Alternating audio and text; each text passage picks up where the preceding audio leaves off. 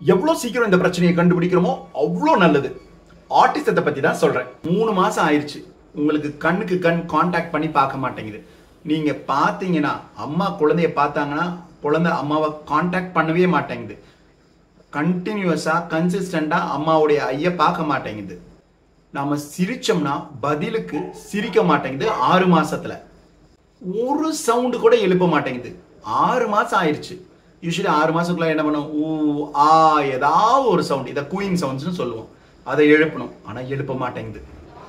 9 மந்த்ல ஆனாலும் பேபிள் பண்ண மாட்டேங்குது.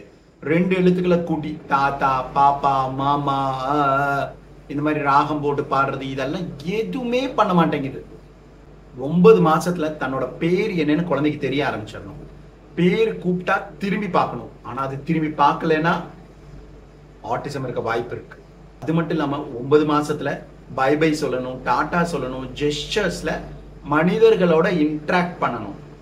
அது எதையா ஒண்ணு வெறிச்சு பார்க்கிறது. முக்கியமா சர்க்கிள் ஆப்ஜெக்ட்ஸ், ஃபேனு இல்லாட்டி காரோட வீலு, அது அப்படியே வச்ச கண்ணு பாராம பார்த்துக்கிட்டே இருக்கிறது. மணிக்கணக்கா ஃபேனை மட்டும் இருந்தா போதும் அப்படின்னு இருக்கிறது.